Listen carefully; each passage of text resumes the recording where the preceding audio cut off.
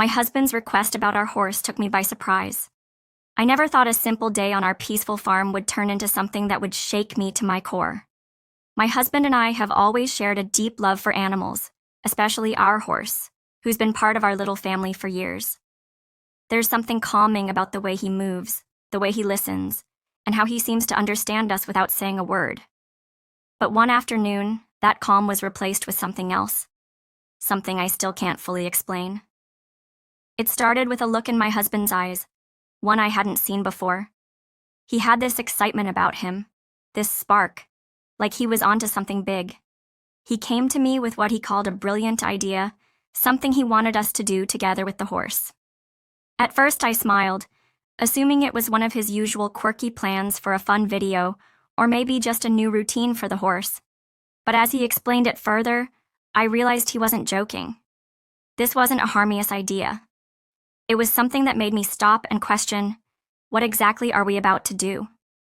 I love him. I trust him. But even love has its limits, especially when something doesn't feel quite right. I could hear the way his voice softened when he said, "Just trust me. It'll be amazing." And maybe that's what scared me the most. The way he believed in it so deeply while I stood there, filled with doubt. The horse stood quietly nearby, unaware of the growing tension between us. But even he seemed to sense something was off. And in that moment, as I looked from my husband to the camera he had set up, one question echoed in my mind. Am I about to cross a line I can't come back from? I stood there for a while, unsure whether to move closer to the camera or walk away. My husband had already begun adjusting the angles, talking about lighting and how natural everything looked. He was so calm, so focused, as if this whole setup was completely normal. But in my chest, a tightness had started to build, like my body was warning me before my mind could catch up. I watched him move with purpose, and that's when it hit me. He had planned this for a while. We've always been a team, from fixing fences to feeding animals. We shared every part of life on the farm, and I admired that about us. He was the dreamer, always coming up with new ideas to keep things interesting, while I was the grounded one, making sure those ideas didn't get out of hand. But this time, this idea wasn't sitting right with me. It wasn't about the horse or even the video. It was about how far he was willing to push something, just because he believed it could be great. He kept saying things like, "This will get people's attention," or "No one's done something like this before."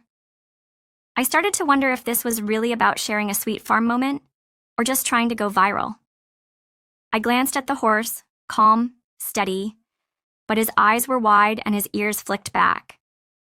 He was picking up on our energy, and that unsettled me even more. "What exactly do you want me to do?" I finally asked, my voice quiet but firm. He looked at me, smiled like everything was fine, and said, "Nothing too crazy. Just be natural. You and the horse. That bond. It'll show on camera." But there was something in the way he said it. A slight pause, a hesitation that didn't match his usual confidence. The camera was already recording, the lights were on, and suddenly it didn't feel like just another video. It felt bigger, more intense, like we were standing on the edge of something we hadn't fully thought through. I shifted my weight, glancing once more at the horse, then back at my husband. His eyes were locked on mine, searching, waiting, and for a brief second, I wasn't sure who I was really looking at anymore. I tried to steady my breathing, but my mind was racing with questions I couldn't push away. Why was he being so vague? Why did this feel more serious than he was letting on? I watched him walk over to the tripod again, making slight adjustments, as if the perfect shot mattered more than the mood hanging between us. The barn was quiet except for the soft shuffle of the horse's hooves and the faint hum of the camera. The air felt heavy, like something unspoken was about to surface. I ran my hand gently along the horse's neck, grounding myself. This horse wasn't just an animal to me. He was part of our family. He'd been there through everything, through quiet evenings and loud arguments, through laughter and days when I just needed someone to stand beside. and now he was caught in the middle of something he didn't understand. My husband's voice cut through the silence. "Come stand right here, just like we practiced earlier." I hesitated. Practiced? We hadn't really practiced anything. He had mentioned ideas, yes, but never something this specific. My legs moved almost out of habit as I stepped toward the spot he pointed at. The horse shifted slightly. Restless now, sensing something wasn't right. And he was right to feel it, because deep inside, I felt it too. "Tell me again what we're doing," I asked. I needed him to be honest, to explain it properly, but all he said was, "Trust me." 2 words that used to comfort me now felt like pressure. I looked at his face. There was focus there, but also something else. Something I couldn't name. I wondered if this was really about us, or if it was about proving something to someone else. Maybe to the people online, maybe to himself. There was a part of me that wanted to believe in him like I always had, to let go of the doubt. But something was different now. He wasn't hearing me. He was too wrapped up in making something that felt more like a performance than a moment between us. And the horse, still shifting nervously beside me, was becoming a reflection of everything I felt inside. He moved toward the camera again, called my name gently, and said, "Smile a little. It'll feel more natural." I tried, but all I could think was, what happens if I keep going along with this? And what if I don't? I stood there trying to hold it together, but every part of me was tense. The barn, usually my peaceful place, now felt like a stage I hadn't agreed to stand on. My husband's voice kept directing me, calm on the surface, but underneath it was something more urgent, more controlling. "Just a little closer," he said, waving his hand toward the horse. "We're almost there." Almost where, I wanted to ask, but I was too afraid of the answer. The horse shifted again, clearly sensing my discomfort. His ears flicked back, tail twitching, and I gently placed a hand on his neck to calm him. It wasn't just me who felt the shift in energy. He did too. Animals always know when something's off, and right now, everything felt off. I glanced at the camera again, its little red light blinking like it was watching everything, recording not just the moment but every inch of doubt crawling under my skin. I looked at my husband again. He was so focused, adjusting angles, checking lighting, completely in his own. But it wasn't the kind of passion that excited me. It was obsessive. And that's when I realized this wasn't about us anymore. It wasn't even about the video. It was about control, about how far he could push me before I finally pushed back. "Can we talk about this?" I asked softly. He didn't look up. "We will. Just finish this part first." His words were smooth, but I could hear the impatience behind them. It was like he needed this shot. Needed me to cooperate to prove something. Maybe to the world. Maybe just to himself, but I wasn't sure I could keep going. Not like this. The horse let out a low snort and shifted again, bumping me slightly. I stumbled a step to the side, catching myself on the wooden stall door. My breath caught in my throat. My heart pounded louder than the hum of the camera. Everything was building. His pressure, my fear, the horse's unease. We were standing on the edge of something, and I didn't know which way it was going to tip. But I knew this. Something was about to snap. And once it did, there'd be no going back. Just as I steadied myself, trying to calm my nerves, I heard a sound that made everything inside me freeze. A soft click from behind the camera. It was faint, almost unnoticeable, but I knew that sound. It wasn't just recording. My husband had turned on the live stream. I felt my stomach drop. My first instinct was disbelief. No warning, no heads up, no chance to back out. He had gone live without telling me. Suddenly, this wasn't just about a video we could delete or edit. This was happening in real time, and people were watching. The red blinking light on the side of the camera had changed. It wasn't just a record icon. It was a broadcast. "Wait," I said, my voice sharp, almost too loud in the barn. Are we live?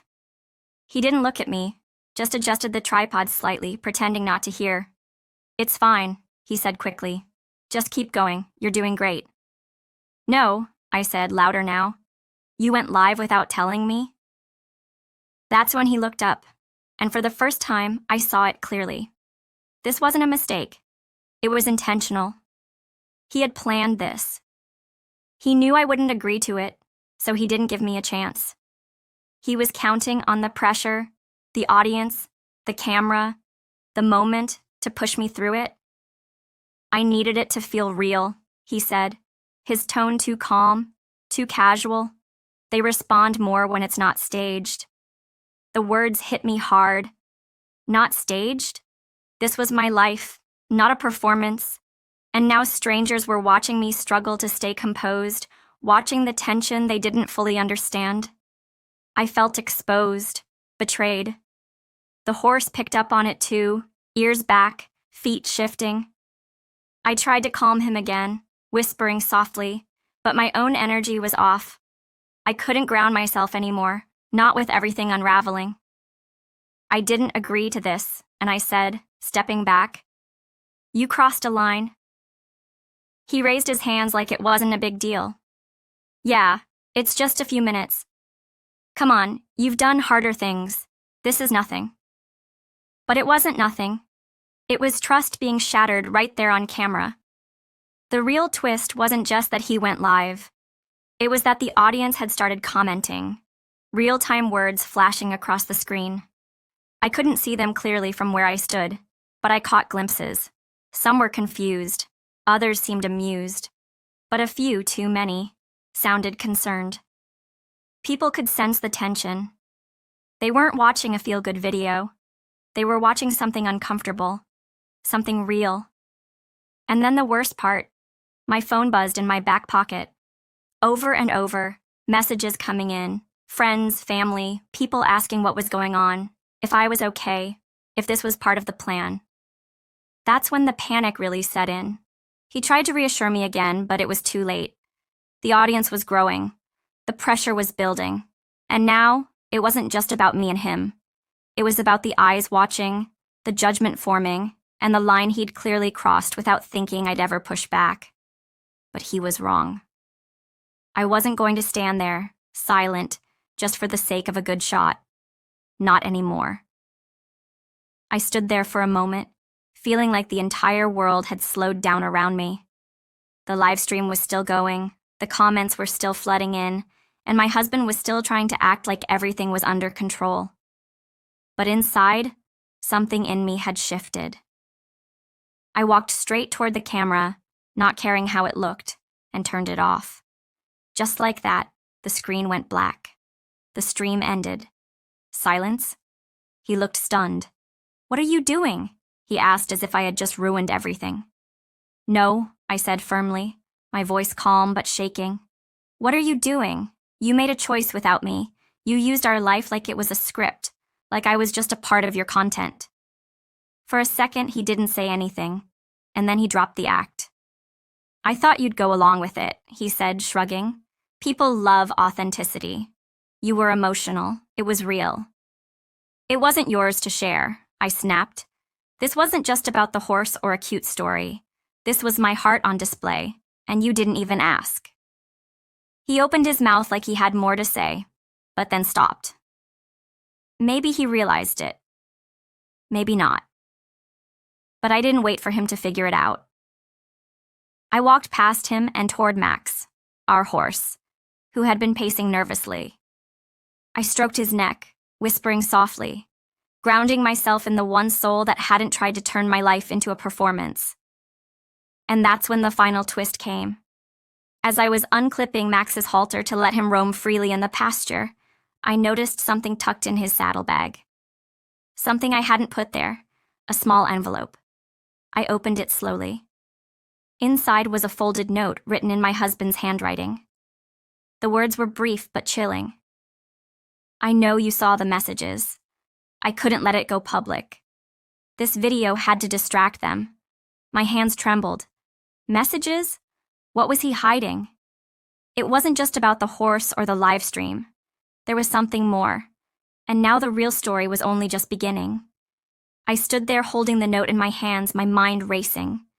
My heart pounded in my chest as I tried to make sense of what I'd just read. What messages? What was he trying to hide? I turned to face my husband, who had remained silent, staring at me with a mixture of confusion and guilt. "What does this mean?" I asked, my voice barely above a whisper. I could feel the weight of the truth pressing down on me. He sighed deeply, looking away for a moment before meeting my gaze. "It's not what you think," he said quietly. "I was trying to protect you. I didn't want you to find out this way, but—" He hesitated, struggling to find the right words. "There's something I've been keeping from you. Something that could ruin everything." The truth hit me harder than any of the moments before. He had been hiding something from me always, all along. But it wasn't just the live stream. It wasn't just the pressure to create content, to push boundaries. It was deeper. It was about the trust we had built and the secrets he had been keeping for reasons I still didn't fully understand. He took a step toward me, his eyes pleading. "I thought if I could keep you focused on the video, on the horse, you wouldn't notice, but I was wrong. I'm sorry." I shook my head, tears welling up. What happened to us? What happened to trust? He dropped his head, looking defeated. "I messed up. I thought I could handle it, that it wouldn't get this far. But I was wrong." We stood there for what felt like an eternity. The silence between us filled with unspoken words, but I knew I couldn't go back. Things had changed. The bond we had once shared felt fragile now, and no matter how much I wanted to fix it, I realized that it would take time. Trust had to be rebuilt, not just between us, but within myself as well. After a long conversation that night, we agreed to take a break. We needed space to figure things out, away from the cameras, away from the pressure. It wasn't easy, but sometimes taking a step back was the only way to move forward. In the weeks that followed, things slowly began to heal. We worked through the issues, learned from our mistakes, and found new ways to connect. Not for the camera, but for each other. The horse, Max, remained our calm companion, a reminder of what truly mattered. The video was never uploaded, and in the end, it was a lesson we both needed to learn.